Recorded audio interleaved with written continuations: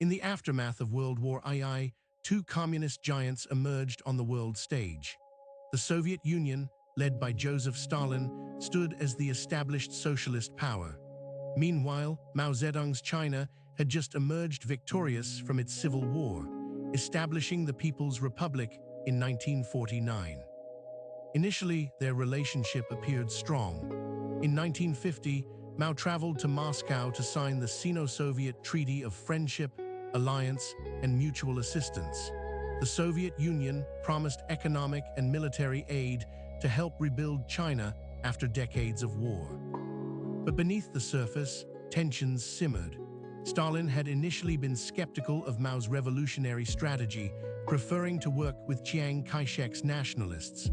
Mao, for his part, remembered Stalin's earlier lack of support during China's civil war. The Korean War tested their alliance. China sent hundreds of thousands of troops to fight alongside North Korea, while the Soviet Union provided air support and weapons. But disagreements emerged over strategy and Soviet support levels. Stalin's death in 1953 brought Nikita Khrushchev to power. Initially, relations improved as Khrushchev increased economic aid and returned Soviet-controlled territories to China. But this honeymoon period would be short-lived. The first major crack appeared in 1956. At the 20th Congress of the Communist Party of the Soviet Union, Khrushchev delivered his secret speech denouncing Stalin's crimes and personality cult. This shocked Mao and the Chinese leadership. For Mao, de-Stalinization was dangerous. China was in the midst of its own personality cult around Mao. More importantly, Mao saw Stalin as a legitimate communist leader whose legacy shouldn't be so casually discarded. Ideological differences deepened. The Soviet Union under Khrushchev promoted peaceful coexistence with the West. China, still revolutionary and isolated, advocated for more militant confrontation with capitalist powers. Mao grew increasingly critical of what he saw as Soviet revisionism. He accused the USSR of abandoning true Marxism-Leninism. The Chinese began developing their own interpretation of communist ideology, distinct from Moscow's. The Great Leap Forward, China's ambitious industrialization campaign starting in 1958, further strained relations. Soviet advisors criticized the plan as unrealistic, while China resented what it saw as paternalistic Soviet attitudes. In 1959, the Soviet Union declared neutrality in the Sino-Indian border conflict, refusing to support China. This betrayal, from Beijing's perspective, showed where Soviet loyalties truly lay. The final straw came in 1960.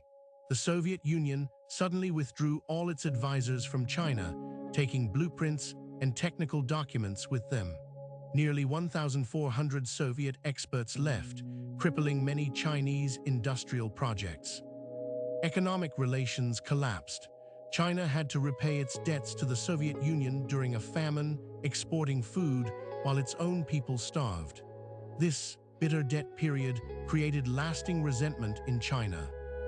The ideological war went public. Chinese media began calling Soviet leaders revisionists and traitors to communism. Soviet media responded by labeling China as dogmatist and adventurist. Border tensions escalated. The two countries shared the world's longest land border, with disputed territories dating back to Tsarist Russia's expansion. Both sides began building up military forces along the frontier. In 1969, simmering tensions exploded into actual combat. The Zhenbao Island incident saw Chinese and Soviet troops clash on the Usheri River border. Dozens were killed in some of the most serious fighting between nuclear powers. The conflict nearly escalated to nuclear war. Soviet leaders reportedly considered a preemptive nuclear strike against Chinese nuclear facilities. Only US intelligence leaking the plans to China prevented catastrophe. The split reshaped global geopolitics. China, feeling threatened by the Soviet Union, began opening to the United States. Nixon's 1972 visit to Beijing marked a dramatic realignment in the Cold War balance of power. Within the communist world, the split created competing centers of power. Some parties aligned with Moscow, others with Beijing. The global communist movement fractured along Sino-Soviet lines. The Cultural Revolution in China further poisoned relations.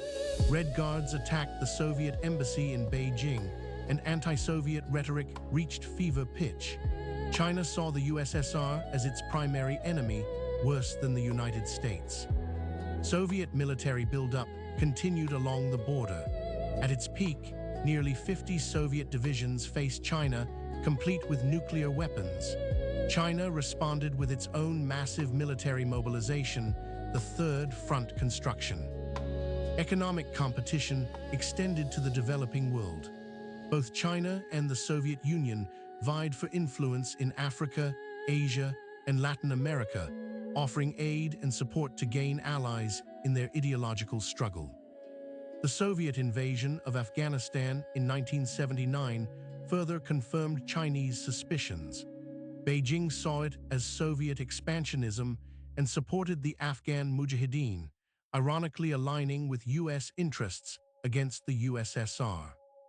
Mao's death in 1976 didn't immediately heal the rift. While China began economic reforms under Deng Xiaoping, ideological differences and border issues kept relations frosty through the 1980s. Mikhail Gorbachev's rise to power in 1985 brought change. His policies of glasnost and perestroika, while different from Chinese reforms, created an opening for dialogue. Border tensions gradually decreased. The historic 1989 summit between Gorbachev and Deng marked the formal end of the split. As Gorbachev visited Beijing, the two countries normalized relations after 30 years of hostility. But the reconciliation came just as the Soviet Union itself was collapsing. By 1991, the USSR dissolved, ending the bipolar communist world. China continued its unique path of socialism with Chinese characteristics. The split's legacy endures in today's Russia-China relations. While now strategic partners against Western influence, underlying tensions from the split era occasionally resurface in border discussions and historical interpretations. Historians debate the split's causes. Was it inevitable given China's historical suspicion of northern neighbors? Or was it primarily a clash of personalities between Mao and Soviet leaders? The ideological dimension proved crucial. Both sides genuinely believed they represented true Marxism, making compromise difficult. This ideological purity often overrode practical national interests. National pride and historical grievances played key roles. China remembered the unequal treaties that gave Russia territory in the 19th century.